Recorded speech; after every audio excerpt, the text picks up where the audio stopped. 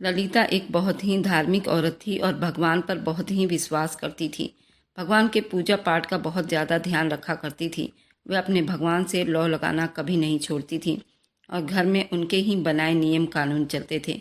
भले ही घर के बाहर उनका पति या उनका बेटा कुछ भी करता रहे, लेकिन घर के अंदर आते ही ललिता अपने घर के कायदे कानून उन लोगों पर लागू कर देती थी। यहाँ हवेली के औरतों के लिए सिर्फ घर का दायरा ही था, जहाँ पर ललिता की बातों का मान रखा जाता था। आज रात काफ़ी बीत चुकी थी, 2 से 3 बीत चुके थे, लेकिन गौतम का कोई अता पता नहीं था। जहाँ सारी दुनिया इस वक्त गहरी नींद में डूबी हुई थी, वहीं गौतम की माँ ललिता मंदिर में अपने इकलौते बेटे के सुख समृद्धि के लिए प्रार्थना कर रही थी और उसकी यात्रा सुखद हो और वह सही से घर लौट आए। इन सब के लिए भगवान से घर के बने मंदिर में बैठकर प्रार्थना कर रही थी और भगवान की आरती में मगन थी। आज उनके पति नागेश्वर भी घर पर नहीं थे। उन्हें बहुत खालीपन महसूस होने लगा था। वे जानती थी उनका बेटा हमेशा रात को देर से घर आने का आदी है। इसके बारे में सिर्फ उन्हें पता था। वह ये बात नागेश्वर से छुपाए रखती थी, लेकिन कब तक, एक ना एक दिन तो उन्हें उसके उन सारे फालतू करतूतों का पता चल जाना था। इसी बात को लेकर अक्सर ललिता परेशान रहती कि कैसे वह गौतम को समझाएं, उसे रोकें। अभी भी वो मंदिर में बैठे अपने भगवान के भक्ति में लीन भगवान से प्रार्थना कर रही थी जब एक बड़ी सी गाड़ी उस बंगले के अंदर दाखिल हुई। ललिता, जो भगवान के मंदिर में आरती करने में बिजी थी, गाड़ी की आवाज़ सुनकर आरती खत्म करते वहां से उठी और जल्दी नीचे आ गई। तेज तेज कदम से चलकर नीचे की तरफ दौड़ी आ रही थी। उनकी आदत थी, गौतम जब भी घर आता वह उसे रिसीव करने खुद आती। अब भी उसकी बड़ी सी गाड़ी को देखते हुए खुशी से आगे बढ़ रही थी जब उनके कदम सामने के मंजर को देखकर वहीं जम से गए थे।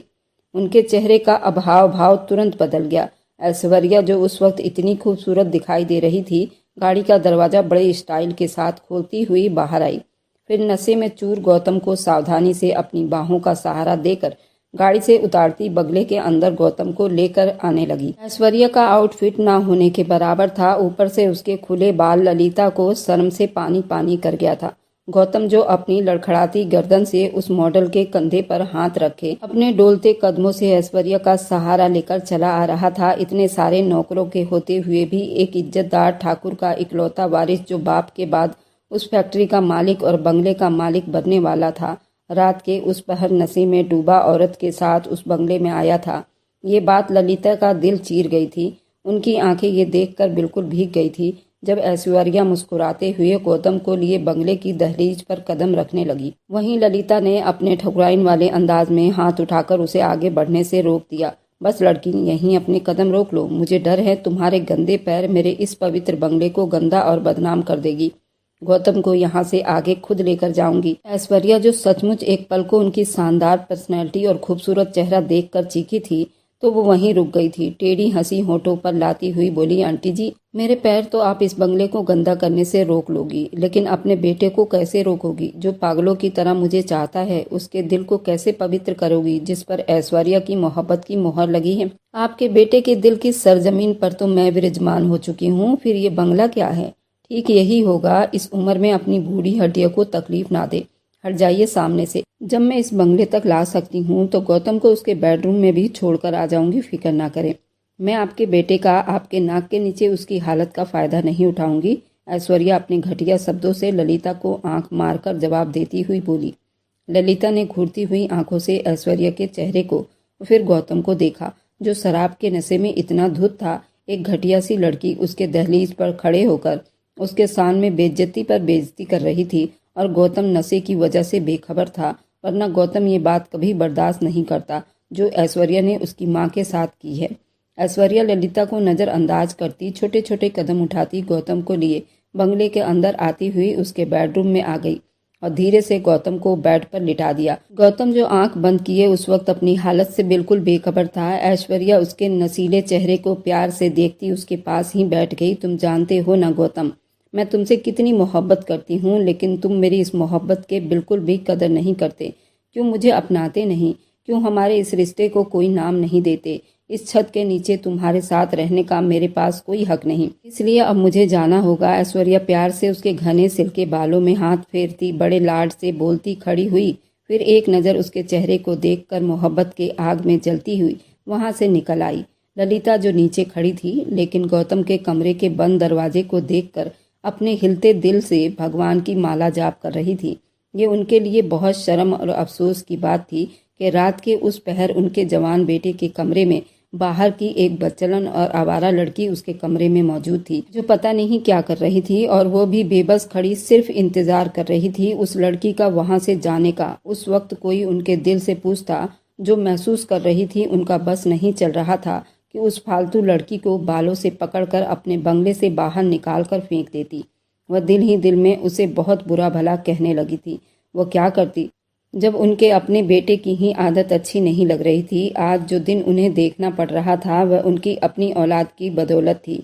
मजबूरन उन्हें सब्र से काम लेना पड़ा और वहीं खड़े होकर इंतजार करनी पड़ी, और ये न जाने कब तक उन्हें ऐसा करना पड़ता। जब उन्होंने ऐश्वर्या को गौतम के कमरे से बाहर आता देखा तो थोड़ा सुकून का सांस लिया और मन ही मन बोल पड़ी, इस लड़की का कुछ तो इंतजाम करना पड़ेगा। ललिता ने जाती हुई ऐश्वर्या को घूर कर देखते हुए दिल में सोचा और फिर गुस्से में भरी हुई अपने कमरे की तरफ बढ़ गई। अगले दिन गौतम के मुंह पर सूरज की तेज धूप पड़ते ही उसकी आंखें खुली जब एक भरपूर अंगड़ाई लेता बिस्तर से उठा, लेकिन रात की छाई खुमारी अभी उसके पूरे बदन में फैली हुई थी। जब ऐश्वर्या के साथ बिताया हुआ रात उसे एक एक पल गहराई के साथ याद आने लगी थी। जब एक भरपूर मुस्कुराहट उसके होठों को छू गई थी, उसने गहरी सांस लेते हुए ऐश्वर्या की खुशबू को महसूस किया था। जब एक अनचाही एहसास से उसका मूड खुशी से झूमता हुआ फिर से बर्बाद हो गया था। जब उसे अचानक याद आया कि ऐश्वर्या और उसके स्टेटस में जमीन आसमान का फर्क था। वह एक ठाकुर राजघराने का इकलौता चश्मो चिराग था, कई फैक्ट्रियों का अकेला वारिस था। ऐश्वर्या अंधेरी रातों की खूबसूरत मलिका। गौतम के परिवार में किसी मर्द का ऐसी औरत के साथ कोई अफेयर का सोच भी नहीं सकता था, लेकिन वो मजबूर था। उसे अपना नाम नहीं दे सकता था क्योंकि उसके परिवार का नाम खराब हो जाता और इज्जत मिट्टी में मिल जाती। जो बरसों की बनाई हुई इस परिवार की इज्जत ऐश्वर्या के आने से खाक में मिल जाती। और सबसे बढ़कर उनकी उम्र में भी बहुत फर्क था। गौतम 26 साल का था जबकि ऐश्वर्या 32 साल की लड़की थी। गौतम को कई बार ऐश्वर्या ने बताया था, प्रपोज भी किया था। वह बस चाहती थी कि गौतम उसका हमेशा हमेशा के लिए बन जाए, जिससे दुनिया की कोई ताकत उसे अलग ना करती। लेकिन एक बड़ी समस्या ये भी था कि गौतम के परिवार में ये रिवाज था कि शादी के लिए 5 से 6 साल छोटी लड़की को ही चुना जाता था जो उसकी नस्ल को आगे बढ़ा सके। मर्द से उम्र में बड़ी या उसकी हम उम्र लड़की का तो सवाल ही पैदा नहीं होता। एक अजीब सी जंग थी जो उसके अंदर फिलहाल चल रही थी, जिससे वह लड़ रहा था। वो फ्रेश होता नीचे आया। आज उसने फैसला कर लिया था वह अपनी माँ से ऐश्वर्या के बारे में बात करके उन्हें अपनी बहू बनाने के लिए जरूर राजी कर लेगा। नागेश्वर तो अक्सर आए दिन देश से बाहर अपने काम और बिजनेस वगैरह के बारे में बिजी रहते थे, क्योंकि इस वक्त बाहर का बिजनेस वह अकेले ही संभाल रहे थे, इसलिए उनके तरफ से उसे कोई समस्या नहीं थी। उसके ख्याल में अगर वह ऐश्वर्या से उनके ना रहते हुए भी शादी कर लेता तो उसका रिश्ता ऐश्वर्या के साथ पवित्र हो जाना था।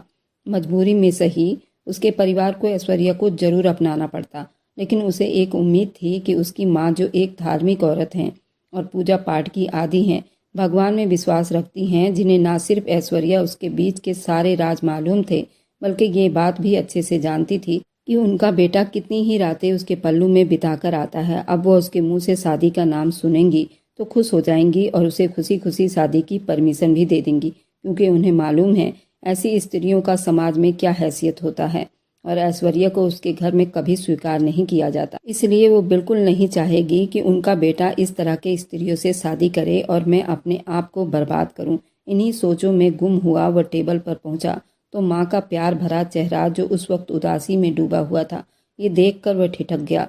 क्या बात है माँ, आज आप बहुत उदास नजर आ रही हैं। सब ठीक तो है? गौतम माँ को इस तरह देखकर फिक्र भरे शब्दों में पूछा। मुझे तुमसे जरूरी बात करनी है। ललिता ने नजर उठाकर सामने खड़े अपने नशेड़ी इकलौते बेटे को देखा, फिर हाथ के इशारे से उसे बैठने को कहा। गौतम को अब कुछ कुछ समझ में आने लगा। जब वो चुपचाप कुर्सी पर बैठकर, आज शायद तुम्हें रात वाली बात याद हो ना हो, लेकिन जो कुछ कल रात हुआ मेरी इन आंखों ने देखा वह मुझे बिल्कुल भी पसंद नहीं आई। तुम अच्छे से जानते हो हमारे ठाकुर खानदान की एक पहचान और समाज में इज्जत है और एक नाम है। तुमने कभी सोचा भी है? और तुम्हारे घर में एक जवान बहन भी है। इस सब के बावजूद तुम्हारी हरकतें इतनी बुरी है कि मुझे शर्म आती है खुद को तुम्हारी माँ कहते हुए। क्या तुम्हें जरा एहसास या शर्मिंदगी नहीं अपने किए पर, जो तुम खुलेआम बेशर्मी करते फिर रहे हो? जब तुम्हारे पापा को इस बारे में पता चलेगा तुम उनके पीठ पीछे क्या गुल खिलाते फिर रहे हो तो उन पर क्या बीतेगी। मुझे डर है वह तो तुम्हें अपनी जायदाद से ही बेदखल न कर दें। ललिता कड़े शब्दों में बोलती अब अंदर की सारी भड़ास बाहर निकाल रही थी, जो रात से उन्हें एक पल के लिए चैन नहीं लेने दे रहा था। गौतम, जो अब तक माँ की इज्जत किए खामोशी से उनकी सारी बातें सुन रहा था, उनके चुप होने पर बोला, माँ, पहली बात तो मुझे जायदाद से निकालने की धमकी ना दो, क्योंकि ये बात मैं अच्छी तरह से जानता हूँ कि मैं उनका इकलौता वारिस हूँ और इकलौते वारिस को कोई भी जायदाद से बेदखल नहीं कर सकता। जबकि इस बंगले का और सारे जायदाद का अगला वारिस मैं ही हूँ, तो इस हाल में ये बात ही नामुमकिन है। दूसरी बात यह, अगर आपको मेरा ऐश्वर्या के साथ दिन रात इस तरह से बिताना पसंद नहीं है तो आप मुझे परमिशन दे दे कि मैं उसके साथ शादी कर लेता हूँ। तब तो आपको कोई शर्मिंदगी नहीं होगी और फिर ऐश्वर्या भी मेरी पत्नी बन जाएगी और वह भी एक अच्छी औरत कहलाएगी। तब तो आपको बुरा नहीं लगेगा। ललिता को गौतम की बातों से जैसे उनको करंट सा लगा था। उन्होंने अपनी आंखों में ढेर दर्द भरे अपने उस बेटे को देखा जो कभी उनकी बातें झट से मान लेता था, जो अपनी माँ के आगे जुबान खोलने से डरता था, और आज तो नज़र उठाकर ये सब बात कर रहा था। सिर्फ उस बदचलन लड़की की संगत में पड़कर उनके आगे ना सिर्फ जुबान चला रहा था, बल्कि उनकी आंखों में आंखें डालकर बगावत का ऐलान भी कर रहा था। ऐसी परवरिश तो उन्होंने अपने बेटे की नहीं की थी, फिर कमी कहाँ रह गई थी, जो आज अपनी सारी हदें भुलाए उनके सामने खड़ा था। उन्होंने अपने धड़कते कमजोर दिल के ऊपर हाथ रखा। ये तुम कैसी बातें कर रहे हो गौतम बेटा? हमारा ठाकुरों का परिवार है और समाज में बहुत मान सम्मान है। मैं एक ऐसी लड़की को जिसे दुनिया की हर मैली आंख ने देखा हो, जिसके चरित्र की गवाही खुद उसका बेशरम आधे नंगे वस्त्र उसे बताता हो, मैं कैसे उस बेहया औरत को अपनी आने वाली नस्लों का चुनाव करूं? एक आवारा बदचलन और इस परिवार की बहू बने, ऐसा नहीं हो सकता। ललिता को तो जैसे लग रहा था वह इस सदमे को बर्दाश्त नहीं कर पा रही हैं, लेकिन माँ ऐश्वर्या मेरे लिए सब कुछ छोड़ने को तैयार है। वह बिल्कुल वैसी बन जाएगी जैसा आप चाहती हैं। गौतम अपनी माँ से विनती भरे अंदाज में अपनी माँ को मनाता हुआ बोला। उस पर ललिता ने ना में सिर हिलाते हुए उसके सारे उम्मीद पर पानी फेर दिया। तुम उस बदचलन बुढ़िया से शादी करने के बारे में कैसे सोच सकते हो? ये मेरा आखिरी फैसला है। गौतम ने जब अपनी माँ को अटल देखा तो जिद्दी शब्दों में बोल उठा, ठीक है माँ, फिर जैसा चल रहा है वैसा चलने दो। मुझे ऐश्वर्या के साथ ही रहने दो। क्योंकि आप मुझे उससे शादी की परमिशन नहीं दे रही हैं तो आप खुद जिम्मेदार हैं। गौतम को उसकी माँ की बातें बहुत दुख दे रही थी। वहाँ दूसरी तरफ ललिता फटी फटी आंखों से बस उसे देखे जा रही थी, जो उसके बेशर्म शब्द माँ के कलेजे को छलनी छलनी कर रहा था। फिर गौतम अपनी बात करता हुआ वहाँ रुका नहीं, सीधा बाहर की तरफ चला गया। जब ललिता ने एक फैसला किया, वह बहुत जल्द एक शरीफ लड़की को ढूंढकर उसकी जल्दी से शादी करवा देंगी, ताकि उसके सर से उस बेशरम लड़की का भूत उतर सके। उन्होंने उस परेशानी में गांव की एक सहेली प्रिया को फ़ोन किया, उसे सारी बात बताई। क्या करूं, मुझे कोई अच्छी सलाह दो। मैं इतनी परेशान हूं, कुछ समझ में नहीं आ रहा। मेरा इकलौता बेटा जो एक चुड़ैल के बहकाने पर सीधी राह से भटक गया है, उसे उसके अलावा कुछ दिखाई ही नहीं दे रहा। बुरा काम अच्छा काम भूल बैठा है। मैं क्या करूं? नागेश्वर जी जब आएंगे तो उन्हें क्या जवाब दूंगी? उन्हें जब मालूम होगा तब वो मुझ पर ही गुस्सा करेंगे। उल्टा सारा इल्जाम मेरी परवरिश पर ही लगेगा। ये सोच सोचकर मेरा तो दिमाग ही फटा जा रहा है। प्रिया, तुम परेशान ना हो, बच्चा है, गलत औरतों के बहकाव में आ गया है, भूल जाएगा उस औरत को। तुम बस अपने गौतम की शादी उस कम उम्र लड़की से करवा दो, फिर देखना कैसे उस औरत का भूत उसके सर से उतरता है। कम उम्र की लड़की जब मर्द के मिजाज के हिसाब से ढलती है, उसके हुक्म को मानती है, उससे प्यार और मोहब्बत उस पर निछावर करती है, तब दुनिया का कोई भी मर्द उस औरत से भाग नहीं सकता। वह उसकी मोहब्बत में डूबता चला जाएगा, क्योंकि मर्द की आदत अपने घर में एक प्रधान की तरह होता है। उसे अपनी बात मानने वाली पत्नी से इश्क हो जाती है और फिर वह खुद उसका गुलाम बन जाता है। प्रिया अपनी सहेली की परेशानी तसल्ली से सुनती, फिर उन्हें समझदारी से सलाह देती हुई बोली, ललिता। पर प्रिया का एक एक शब्द अब ललिता के दिल पर असर करता चला गया। वह गहरी सोचों में डूब गई। मुझे कोई रिश्ता बताओ जो मेरे गौतम के लिए अच्छा हो। मैं अगर अपने जान पहचान में किसी भी लड़की पर हाथ रख दूं, मुझे यकीन है वहां से इनकार नहीं आएगी। प्रिया, मुझसे ये काम अकेले नहीं होगा, फिर गौतम की पसंद का भी ख्याल दिमाग में रखना होगा, क्योंकि मैं जिस लड़की को गौतम के लिए चुनूंगी वह उस आवारा बदचलन लड़की से ज़्यादा खूबसूरत होनी चाहिए। तभी गौतम की नज़रें ऐश्वर्या से हटकर उसकी पत्नी पर पड़ेगी। क्या तुम्हारी नज़र में कोई ऐसी लड़की है जो मेरे गौतम का दिल जीत सके? ललिता की परेशान सी आवाज़ सुनती प्रिया हंसती, अरे सखी, तुम क्या शहर में ढिंढोरा पीट रही हो? जरा अपनी नज़रों को मेरे पास घुमाओ। तुम्हारे तो अपने ही पड़ोस में ये बच्ची है मोहिनी, उसे क्यों ना गौतम की दुल्हन बनाकर घर ले आओ। विजय की हालत तो तुम अच्छे से जानती हो, थोड़ा गरीब है, पढ़ा लिखा परिवार है, जात भी ऊंचा है, फिर इस महंगाई के बीच में इतनी जिम्मेदारियां, वह तो खुशी से पागल ही हो जाएगा। जब तुम मोहिनी का हाथ मांगने उसके घर जाओगी, वे लोग ठाकुर परिवार से रिश्ता जोड़ने पर ही झट से हाँ कर देंगे। तुम्हारा परिवार तो पहले ही गांव में मशहूर है, ठाकुर परिवार से रिश्ता जोड़ना कौन इंसान नहीं चाहेगा। आप तो पहले ही इस गांव में सबसे खुशकिस्मत औरतों में शामिल हो जिसकी शादी इतने बड़े परिवार में हुई है।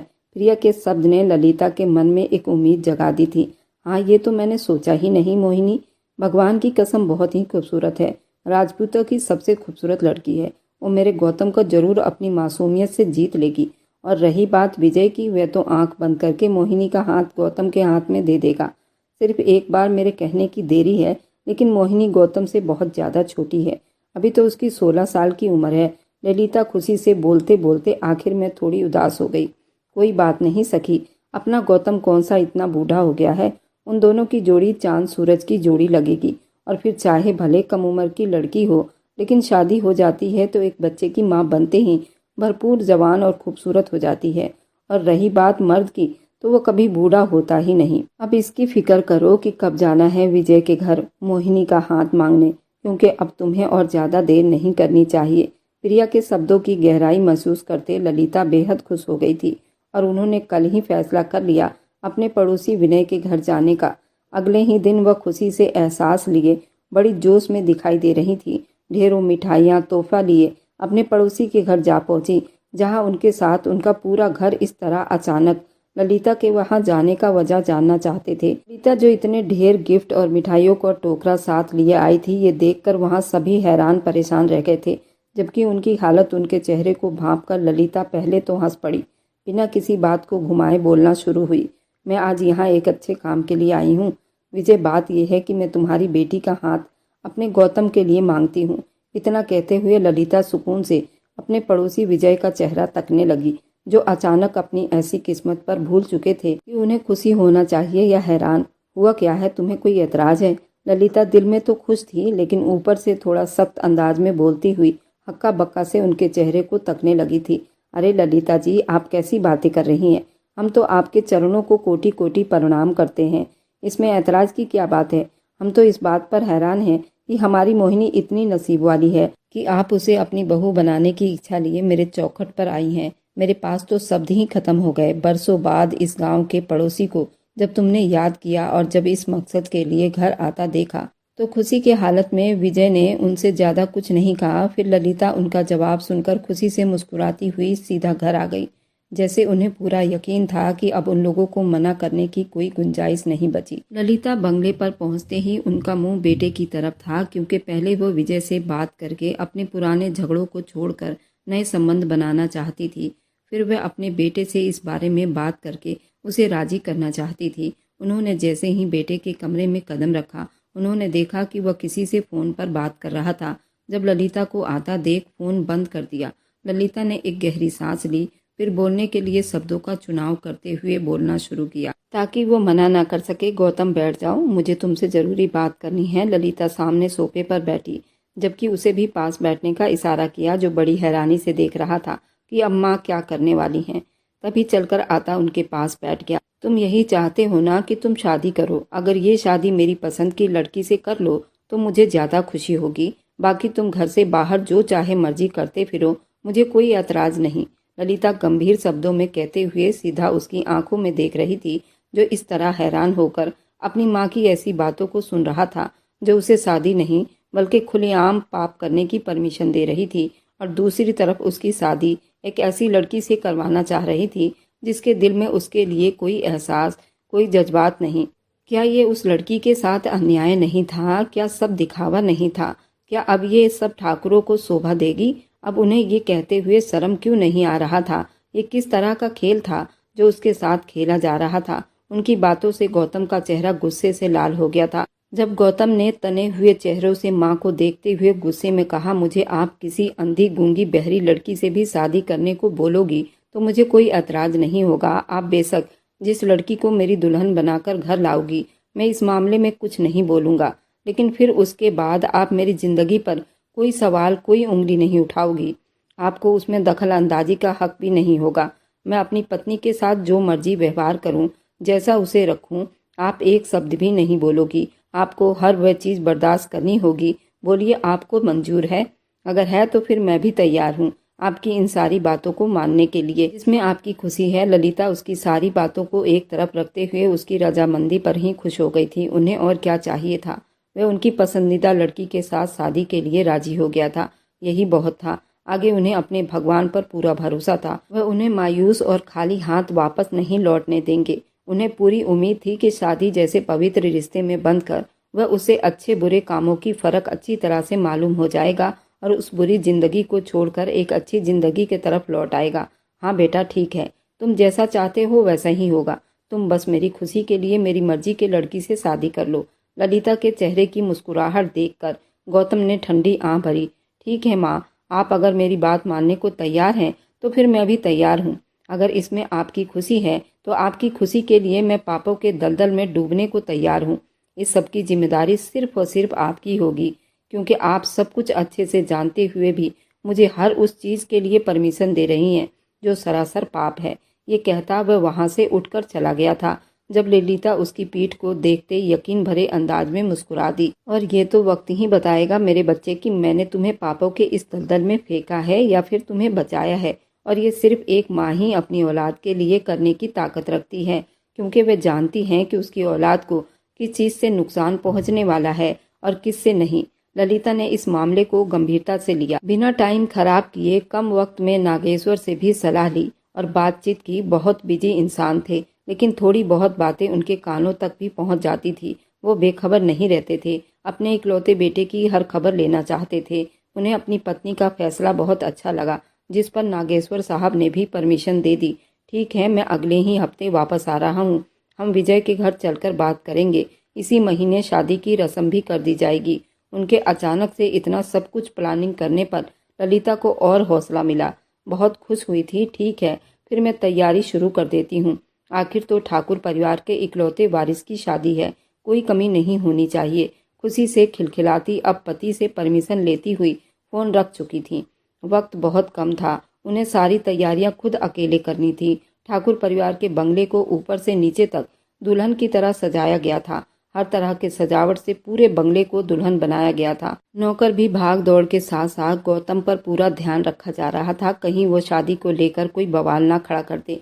वहीं दूसरी तरफ मोहिनी, जब उसे मालूम होता है कि उसकी शादी गौतम के साथ तय की जा रही थी, तब वो अजीब सी उलझन की शिकार हो जाती है, क्योंकि उसके मासूम दिमाग को इस रिश्ते के बारे में कोई खास जानकारी नहीं थी। नहीं वह गौतम को जानती थी, बस सिर्फ गौतम के परिवार का नाम सुनती आ रही थी और उस परिवार में से सबसे ज्यादा उसने सिर्फ ललिता का नाम सुना था। वह ललिता से बहुत इम्प्रेस थी और अब गौतम का नाम सुनकर उसके दिल में अजीब सी खुशी और गम ने घेर लिया था। न जाने गौतम कैसा होगा। गौतम की माँ को तो वह सुन चुकी थी। उसका दिल बिल्कुल कोरे कागज की तरह एकदम साफ था, जिस पर कभी किसी की मैली निगाह तक नहीं पड़ी थी। वह एक गर्ल स्कूल में पढ़ती थी। उसने कभी अपने करीब किसी लड़के को नहीं देखा था।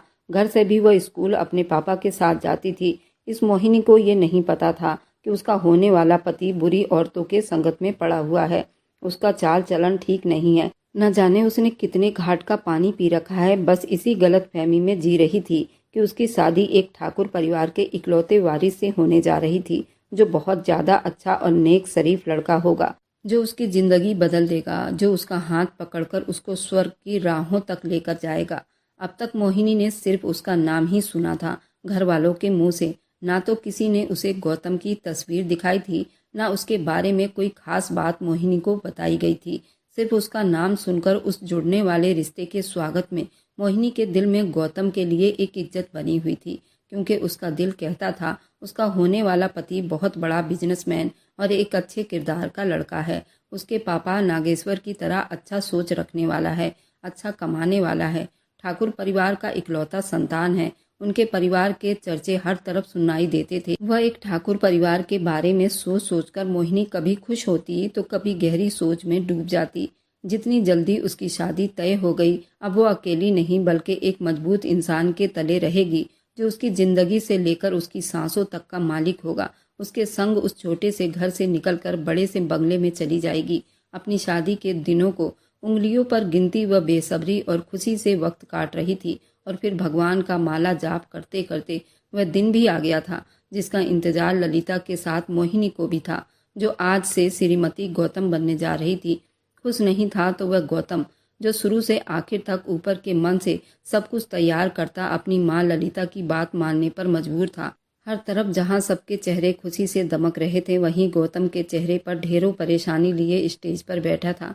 तभी मेहमानों का झुंड एक एक करके दूल्हे से मिलने, उसे बधाई देने के लिए स्टेज पर आने लगे। भाई दूल्हे साईं, आप तो बड़े खुशकिस्मत निकले। इतनी हसीन, इतनी पवित्र पत्नी आपकी जीवन साथी बना दी गई है। विजय साहब तो बड़े ही शरीफ और अच्छे इंसान हैं। अपनी बेटियों की बहुत अच्छी परवरिश की है उन्होंने। अपनी फूल सी नन्ही कली को आपके हवाले कर दी, जो अपनी समझदारी और खूबसूरती से आपकी जिंदगी में बहारें ले आएगी, क्योंकि वह इतनी खूबसूरत है कि आप तो उसे देखकर ही अपने होश खो बैठोगे। गौतम के दिमाग पर कुछ देर पहले वाली गम परछाई अब नए आए गए मेहमानों की जुबान से दुल्हन की तारीफ सुनकर शक में बदलने लगी थी, जो उसके सामने किए जा रहे थे।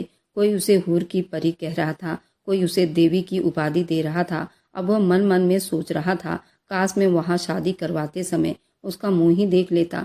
जब गौतम की सलहज उससे नेक मांग रही थी, मोहिनी की मांग भरी जा रही थी, तो गौतम की सलहज ने उसके तारीफों के पुल बांध दिए थे। वह उस वक्त उसकी जिद पर एक नज़र मोहिनी को देख लेता तो उस वक्त उसे तड़पना ना पड़ता, लेकिन उस वक्त उसने मना करके अपना मूड खराब कर लिया था। उस वक्त तो उसने ऐश्वर्या को याद कर लिया था और अपने नाकाम मोहब्बत को याद कर रहा था। अपनी माँ की पसंद की हुई लड़की से उसे कोई दिलचस्पी या लगाव नहीं था, लेकिन अब गौतम सबके बातों से मजबूर और बेचैनी से अपनी जगह, अपने पैरों को बार बार बदल रहा था। जितने मुंह थे उतनी बातें थी। उसने यहाँ आए सब मेहमानों के मुंह से तारीफ ही सुनी। क्या वह सच में इतनी खूबसूरत है? मुझे तो लगता नहीं। मेरी मोहब्बत से ज़्यादा खूबसूरत इस दुनिया में कोई हो सकता है। लेकिन अगर वह सच में मेरी मोहब्बत ऐश्वर्या से ज़्यादा खूबसूरत है तो गौतम तुम्हारे लिए कुछ गुंजाइश अपने दिल में निकाल ही लेगा। लेकिन अगर तुम मेरी मोहब्बत जैसी खूबसूरत ना निकली तो मुझसे किसी तरह की उम्मीद मत करना, अपने हक मत जमाना। और ना ही तुम्हें गौतम कभी देखेगा और ना ही तुम्हें अहमियत देगा, ना ही तुम्हारी कोई मेरे सामने इज्जत रहेगी। इसके लिए तुमने ये शादी की है। तुम जिंदगी भर के लिए उस चीज के लिए तरसोगी। अपनी मोहब्बत को तुम्हारे लिए कभी नहीं छोड़ूंगा। गौतम चुप नजरों से अपने सामने देखता दुल्हन को अपने दिल में तरह तरह के बवाल बना रहा था। गौतम से अब बर्दाश्त नहीं हो रहा था। इतनी लंबी रस्मों के बाद विदाई, फिर इन सब ने उसे बहुत थका दिया था। वह बस अब जल्द से जल्द अपने कमरे में जाकर उस हसीन परी को अपनी आंखों से देखकर यकीन करना चाहता था, सच में वह इन तारीफों की हकदार थी या नहीं, जो अब तक मैं सुन सुनकर बस अपना दिमाग खराब करने लगा हूँ। जब ललिता ने उसे इशारे से अपने कमरे में जाने को कहा, जब सब मेहमानों के साथ हॉल में बैठा था, उसको इशारा मिलते ही वह झट से उठ खड़ा हुआ और अपने कमरे की तरफ बढ़ गया। गौतम ने धीरे से दरवाजा खोलकर अंदर झांका। देखा मोहिनी, जो आज से उसकी पत्नी थी, लंबा घूंघट चेहरे पर गिराए, अपने लहंगे को फैलाए, तैयारी के साथ उसके बेड पर हक जमाए अपनी गर्दन झुकाए बैठी थी। गौतम अनगिनत सोचों में डूबा हुआ कदम उठाता उसके पास आकर बैठा, फिर धीरे से उसका घूंघट उठाया तो जैसे ही उसकी सासें सामने बैठी उस हस्ती को देख कर रुक गई। वह सच में बहुत हसीन थी, जैसे कोई चांद का टुकड़ा। लेकिन इन सब से कई ज्यादा जो गौतम को हैरान कर रही थी, उसे मायूसी ने घेरा था। वह था मोहिनी का कम उम्र होना। उसकी सोच से भी ज्यादा कम सीन और मासूमियत लिए बैठी थी। वह तो शादी के बाद ही जिम्मेदारियां लिए अभी से तैयार बैठी थी। अभी तो उसको जवानी ने भी सही से छुआ तक नहीं था। वह दुबली पतली सी सुकड़ी सिमटी बैठी वह गौतम के सामने जैसे गुड़िया लग रही थी। ऐसा लग रहा था वह कोई इंसान नहीं, जैसे सोच समझ कर गौतम एक पल को उसके सामने खुद को बूढ़ा सा महसूस करने लगा, जैसे उसकी शादी एक औरत के साथ नहीं बल्कि किसी बच्चे के साथ करवा दी गई हो। गौतम अपनी सोचों के ताने बाने बुनता उसके चेहरे को बड़ी गौर से देख रहा था, जब अचानक उसकी नजरें चुप बैठी मोहिनी की उन गहरी निगाहों से टकराई जिस पर अभी तक गौतम की सोच नहीं पहुंची थी। वह एकदम ठिठक गई। उसकी आंखें जो ऐसा असर दिखा रही थी जैसे बहुत समझदार हो, उससे बातें कर रही हो। एक अजीब सी कसमुकस थी उन आंखों में जो गौतम के दिल को अपनी तरफ खींचने लगी थी। तभी वो खुद को संभालता उसके सामने अपनी ठाकुरों वाली शान में आता हुआ बोला, मैंने तुम्हारी बड़ी तारीफें सुनी थी मेहमानों के मुंह से। ये मोहिनी है, लेकिन तुम तो बच्ची हो। मैंने सोचा भी नहीं था कि मेरी जिंदगी की जीवन साथी एक बच्ची निकलेगी। मुझे क्या अब तुम्हें पहले पाल पोस कर एक औरत के रूप में ढलने का इंतजार करना होगा? जिंदगी के जीवन साथी के तौर पर मेरी सोच एक बच्ची नहीं बल्कि भरपूर औरत की थी, जिसके साथ मैं अपने जीवन के आनंद ले सकता था। मेरे कदम से कदम मिलाकर चलती, लेकिन तुम्हें देखकर लगता है जिसे तुम्हें कुछ मालूम ही नहीं। ये मत समझना कि मैं औरतों के पीछे भागने वाला मर्द, उनके बारे में बड़ी दिलचस्पी लेने वाला आदमी हूँ, लेकिन मेरी अपनी भी कोई सोच है। अपने धर्मपत्नी के लिए मोहिनी, जो गौतम की बातों को सुनकर नासमझी से हैरान होती हुई बस उसे देखे जा रही थी। गौतम को लगा वह अभी उससे कुछ कहेगी, लेकिन वह अपने होंठ सी कर बस चुप बैठी थी। मैं बहुत थक गया हूँ, आराम करना चाहता हूँ। तुम भी कपड़े चेंज करके आराम कर लो। जब गौतम को हार मानकर उसके पास से उठना पड़ा, वरना शायद वह सारी रात ऐसे ही मूर्त बनी बैठी रहती। अगले दिन सुबह पूजा आराधना के टाइम उसने आंख खोल कर देखा तो कमरे के अंदर कोई नहीं था। वह एक पल को घबरा गया कि नई नवेली दुल्हन है, आखिर कहाँ है। जब उसने बरामदे में बने तुलसी के पौधे के पास मोहिनी को देखा, जो पूजा करने में बहुत व्यस्त थी, इसका मतलब था कि उसकी माँ की तरह ये औरत भी बहुत ही धार्मिक और धर्म को मानने वाली है। गौतम को ये मंजर देखकर अच्छा नहीं लगा। जब उस लड़की के तरफ से मुंह फेर कर फिर गहरी नींद की वादियों में डूब गया। सुबह देर से उठने के बाद गौतम बिना मोहिनी पर नजर डाले घर से बिना किसी को कुछ बताए चला गया, और अब सुबह से रात होने को आई थी, गौतम का कोई अता पता नहीं था। शादी का दूसरा दिन था। अब तो ललिता भी उसकी हरकत से परेशान हो गई। जब उन्होंने मोहिनी को उसके कमरे में जाकर आराम करने को कहा, सर झुकाकर मासूमियत से वह उनके हुक्म को मानती अपने कमरे में आ गई। गौतम बंगले के दरवाजे से अंदर आता दिखाई दिया। ये क्या तरीका है गौतम बेटा? शादी का दूसरा दिन है और तुम अपनी नई नवेली दुल्हन को यूं इस तरह अकेले छोड़कर कहाँ घूमते फिर रहे हो? वो क्या सोच रही होगी तुम्हारे बारे में? ललिता जी नाराज नजरों से बेटे को देखते हुए शिकायत भरे अंदाज में बोली थी। कुछ नहीं सोच रही होगी, क्योंकि उसके पास में चेयर औरत का दिमाग ही नहीं है। अभी बच्ची है, और आपने शायद मुझसे कहा था कि मैं जो मर्जी करूं। शादी के बाद अब तुम मेरी शादी हो गई है, आपने अपनी मर्जी तो कर ली, अब मुझे मेरी मर्जी की जिंदगी जीने दो। मुझे मेरे हाल पर छोड़ दो। ये थानेदारों की तरह मुझसे सवाल जवाब करना बंद करो। गौतम बदतमीजी से बोला। आगे बढ़ने लगा जब उसने अपने पीछे माँ के गम में डूबी आवाज सुनाई दी। आज जिस मोहब्बत का दम भरते फिर रहे हो ना, उस बदचलन औरत के साथ संबंध बनाए हुए हो ना, याद रखना ये सब तुम्हारे बुरे कर्मों में लिखा जा रहा है। फिर अगर इस तरह गलत संबंध के बाद भी तुम शादी कर लेते हो, अपनी धर्म पत्नी पर ध्यान नहीं देते, तो भी तुम्हारे ऊपर पाप लिखा जाएगा। तुम उस गलत रिश्ते में कभी भी खुश नहीं रह सकते। किसी न किसी दिन तो एक दूसरे से नफरत हो जाएगी। जब उस बदचलन लड़की को किसी और के बाहों में देखोगे, क्योंकि तुमने एक पवित्र रिश्ते की शुरुआत की है, उसके बाद भी तुम बाहर उस बदचलन लड़की के साथ गलत संबंध बनाकर बैठे हो, तुम कभी खुश नहीं रह पाओगे। सबसे पवित्र रिश्ता पति पत्नी का रिश्ता होता है। इस रिश्ते से भगवान भी इतना खुश रहता है। तुम ऐसे रिश्ते को धुतकार रहे हो। भगवान तुम्हें कभी खुश नहीं रखेगा। दुनिया में कई लोग आपकी इज्जत और कदर और मोहब्बत का दावा करेंगे, लेकिन हकीकत में इज्जत सिर्फ उसने की जो तुम्हारी जीवन संगनी होगी।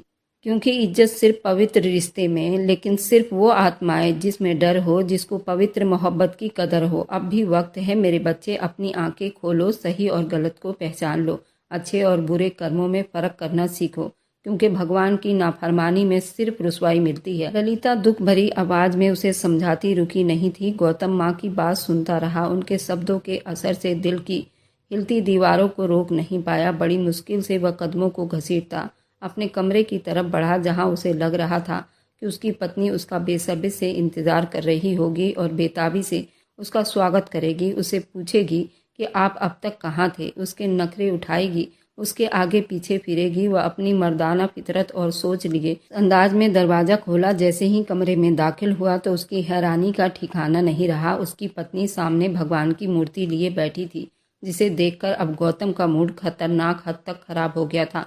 पहले ही नीचे से वो माँ का इतना बड़ा लेक्चर सुनकर आ रहा था और अब सामने ये पंडितानी बैठी थी जो उसकी रातें रंगीन करने के बजाय पूजा पाठ में लगी हुई थी। वही पुरानी पत्नियों वाले नाटक जिसे उन औरतों को लगता है एक मर्द का दिल पिघल जाएगा। अब उस बेवकूफ़ को मैं कैसे समझाऊं कि बेशक मैं एक धार्मिक परिवार से संबंध रखता हूँ पर मैं ऐसा मर्द नहीं हूँ। मैं तो आजकल के दुनिया को एंजॉय करना चाहता हूँ। मुझे आज़ाद ख्याल की चंचल मॉडल ज़माने की लड़कियां पसंद है, जैसे कि ऐश्वर्या जैसे अच्छे से पता है कि आदमी के दिल पर राज किस तरह किया जाता है। दहाड़ती आवाज़ के साथ कमरे का दरवाज़ा बंद किया तो मोहिनी जो पूजा करने में व्यस्त थी उसे बुरी तरह से डरा दिया था, जिसे वह जल्दी से अपने भगवान की मूर्ति को छुपाकर खड़ी हुई थी। अब उसे देख रही थी। अरे उठ क्यों गई? पति से ज़्यादा ज़रूरी तुम्हारे भगवान है, इसलिए तो तुम यहाँ लाई गई हो। आराम से अपने भगवान को याद करो, क्योंकि मुझे फ़र्क नहीं पड़ता तुम्हारे यहाँ होने या ना होने से। मैं उन मर्दों में से बिल्कुल भी नहीं हूँ मोहिनी, जो औरतों के पीछे भागते रहते हैं, जो उनके नखरे उठाते हों। मुझे सख्त नफरत है उन सब से, इसलिए अच्छा होगा कि अपनी उन हरकतों से मुझे आजमाने की कोशिश मत करो। उसे घूर कर अपने गुस्से को काबू करता हुआ अब भी उसके चेहरे पर मासूमियत और नादानी देखकर जल भुनकर राख हो गया था और एक शर्म की चादर में घुस गया था। मोहिनी ने नशे में सुर्ख आंखों को देखते हुए सोचा, आखिर उससे कहाँ कोई गलती हो रही है जो गौतम इतना नाराज हो रहा था। उसे तो सिर्फ पति की बात माननी थी और उसकी सेवा करनी और घर के कामकाज का ही पता था। उससे ज़्यादा वह और क्या कर सकती थी जिससे उसका मूड ठीक हो जाता। मोहिनी के दिमाग में इस तरह अलग अलग सोच आ रहे थे जो कल से अब तक खत्म होने का नाम ही नहीं ले रही थी। रात के 2 बजे का टाइम था, जहाँ उस वक्त सारी दुनिया नींद के मजे लूट रही होती है। वहीं दूसरी तरफ गौतम अपने सख्त बिगड़े हुए मूड के साथ ऐश्वर्या को फ़ोन कर रहा था, जहां बराबर बैल जा रही थी, लेकिन सामने वाले ने जैसे कसम खाई थी कि फ़ोन ना उठाने की। जब तंग आकर गौतम ने उसे मैसेज भेजा, तुम मेरा फ़ोन क्यों नहीं उठा रही? जब उसके मैसेज करने के ठीक कुछ देर के बाद ऐश्वर्या का मजबूरी वाला रिप्लाई आया, गौतम आखिर तुमने ऐश्वर्या को समझ क्या रखा है? क्या मैं कोई जानवर हूँ जो तुम्हारे पीछे पीछे भागती फिरूँ, जबकि तुम मुझे सिर्फ धोखा ही दे रहे हो। आज तुमने किसी और से शादी कर ली और अब रात के इस पहर तुम्हें मेरी याद आ रही है, जबकि कल सुबह तुम्हारा उस लड़की के साथ रिसेप्शन है। मुझे क्या मिला तुमसे मोहब्बत करके? बस रुसवाई और बेवफाई, इंतजार, तन्हाई, और जो कुछ भी मिला स्वर्ग उस राजपुतानी को ही मिला। फिर चाहे वह एक बदसूरत मामूली सी दिखने वाली औरत ही क्यों न हो। तुम्हारे ठाकुरों की शान होने की हैसियत ने मुझ जैसी हसीन खूबसूरत लड़की को मार ही दिया है और तुम कुछ न कर सके। तुम तो चुपचाप उसके होकर रह गए हो, ये भी ना सोचा कि ऐश्वर्या के दिल पर क्या बीतेगी, वह कैसे तुम्हारे बगैर जिएगी। गौतम उसका मैसेज पढ़कर एक पल को हैरान हुआ, क्योंकि ये पहली बार था जब ऐश्वर्या गुस्से में उसे इतनी बदतमीजी से बात कर रही थी। गौतम ने तो हमेशा उसे इटलाती अदाओं के साथ अपने आसपास मंडराते हुए देखा था, लेकिन फिर वह ये सोचकर खुद को तसल्ली देने लगता, अभी उसका गम ताज़ा है, और ये सब उसकी मोहब्बत में आकर गुस्से से कह रही है। लेकिन उसका दिल साफ है, मुझसे मोहब्बत करती है। कोई बात नहीं, अभी हालात कुछ इस तरह है जिसे ऐश्वर्या ऐसा व्यवहार किए हुए है, वह अच्छी तो है जो मेरे दिल पर राज करती है। ये सोचते हुए गौतम के होठ पर हल्के से मुस्कुराहट उठे थे। अब उसने एक बार फिर ऐश्वर्या की तरफ मैसेज रिप्लाई किया, जिसमें उसने अपने दर्द भरे अंदाज में लिखा था, उससे अब कल बात करेगा। इसका मतलब था कि गौतम अब उसे और ज़्यादा मैसेज करके तंग नहीं करना चाहता था। गौतम बहुत हैरान रह गया था। ये भी पहली बार था कि ऐश्वर्या उससे बात नहीं करना चाहती थी, जबकि ऐश्वर्या वह लड़की थी जो गौतम के आगे पीछे दीवानों की तरह पागल थी, उसके पीछे पीछे रहती, जो हर दम यही चाहती थी कि गौतम सिर्फ उससे बात करे, उससे प्यार करे। उसे याद था वह दिन जब पहली बार ऐश्वर्या ने गौतम को देखकर उसकी हैंडसम पर्सनैलिटी को सराहा था। अब उससे ऐसे दिखा रही थी जैसे उसे गौतम अच्छा ही नहीं लग रहा था। उसे गौतम से बात करने में कोई दिलचस्पी नहीं थी। जब एकदम से गौतम के दिमाग में ख्याल आया, ऐश्वर्या अगर मुझसे बात नहीं करना चाहती तो फिर क्या इस वक्त वह किसी और के साथ होगी?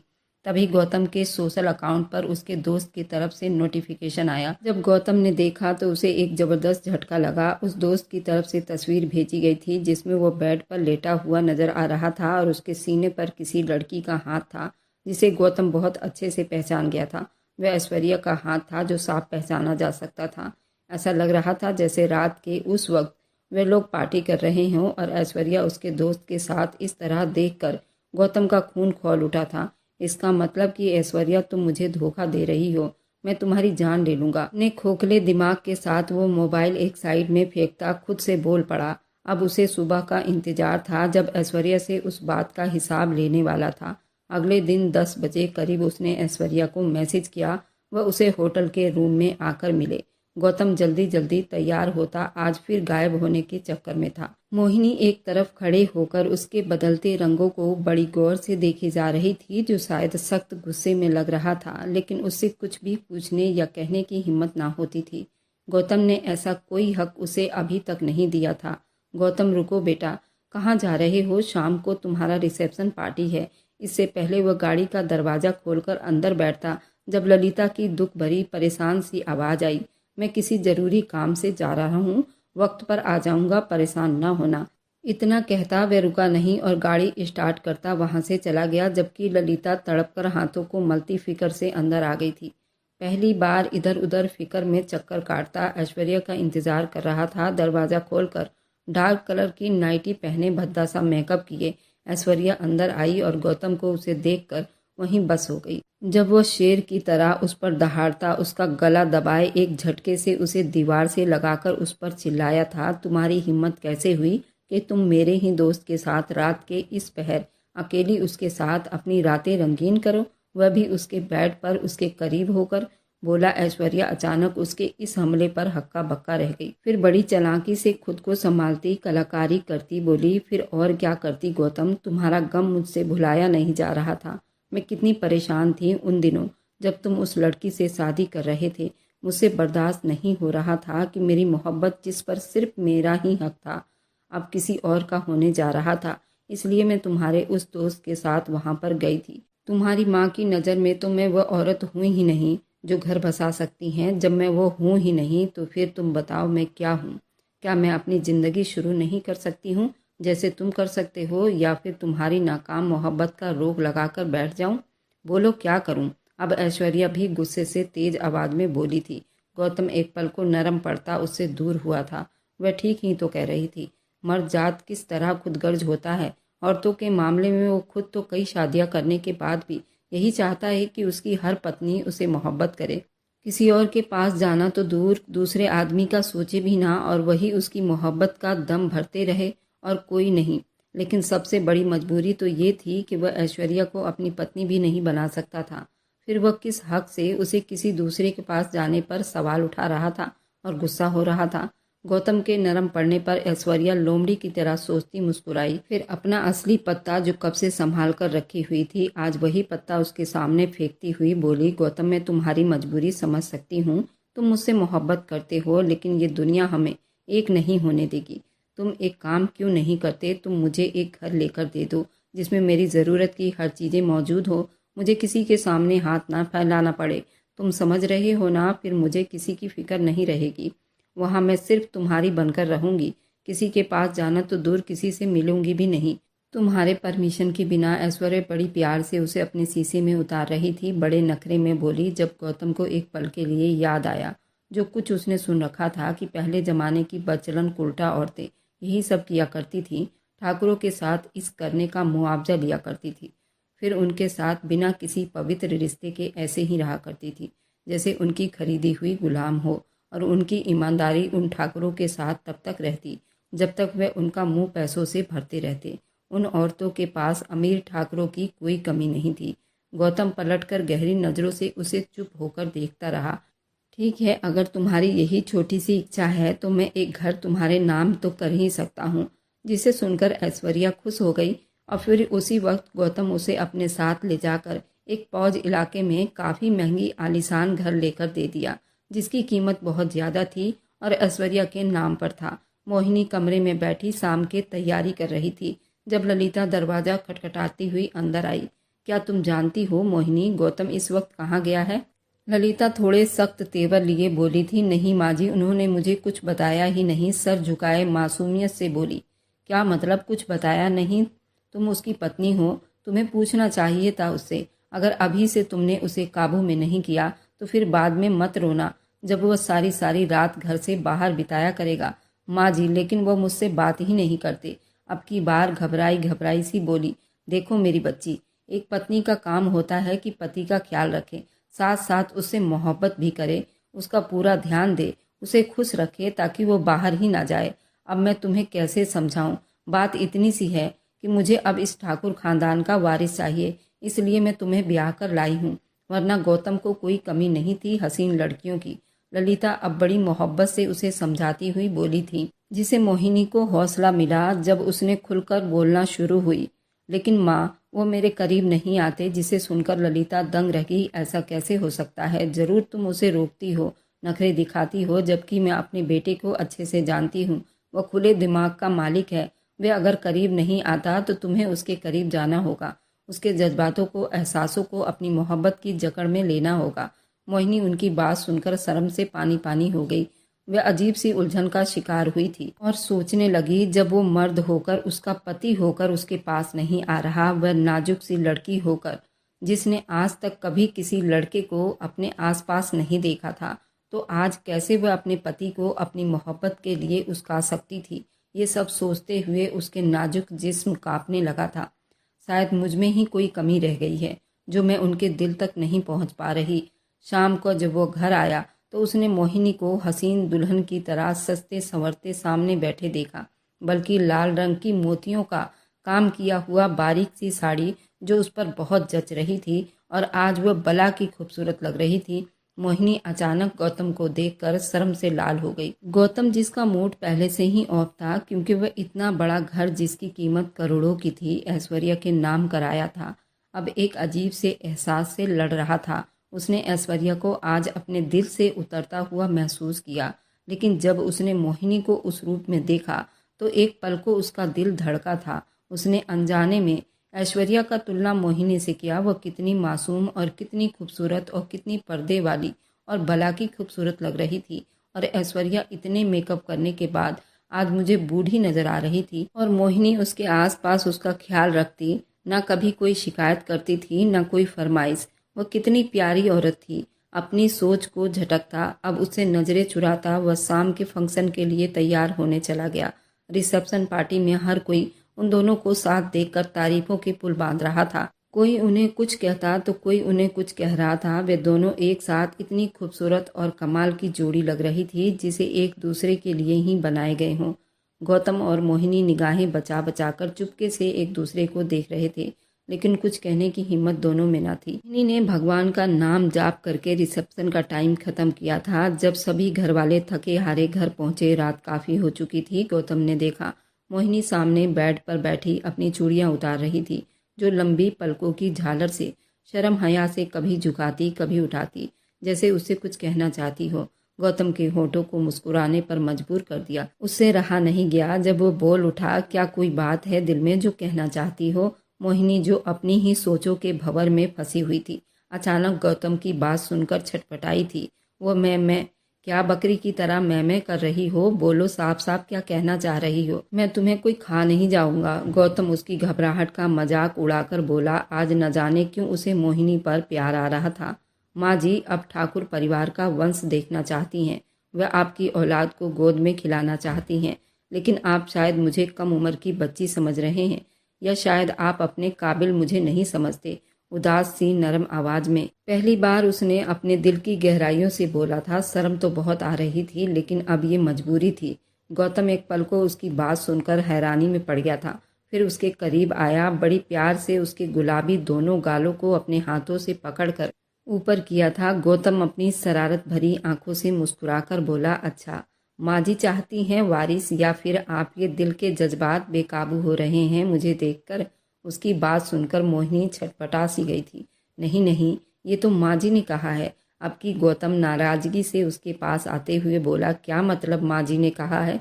क्या तुम्हारा कोई दिल नहीं है? तुम्हें मुझे देखकर कोई एहसास, कोई जज्बात नहीं जागे? क्या तुम मुझसे मोहब्बत नहीं करती? जबकि ज्यादातर पत्नियां तो अपने पति से पहली नजर में मोहब्बत कर बैठती हैं। इसका मतलब तुम सच में बच्ची हो। मोहिनी उसकी बातों को सुनकर नम आंखों से उसकी तरफ देखने लगी। जब गौतम का दिल बहुत जोर जोर से धड़कने लगा। वह तो मजाक कर रहा था। उसने प्यार से उसका चेहरा अपने हाथों के प्याले में लिया, फिर पूछा, क्या सच में तुम्हें मुझसे मोहब्बत नहीं? गौतम बड़ी आस लिए उसके हसीन आंखों में डूबा हुआ पूछने लगा। जब मोहिनी धीरे से उसके सीने से लगकर बोली, आप दुनिया के पहले इंसान हैं गौतम, जिसे मैंने दिल की गहराइयों से चाहा है, लेकिन कहने की हिम्मत न कर पाई। अगर आप मुझसे दूर गए तो मैं मर जाऊंगी। इतना कहती वह रो पड़ी थी। वहीं गौतम को लगा जैसे वह अपनी पूरी दुनिया उस छोटी सी लड़की के सामने हार गया हो।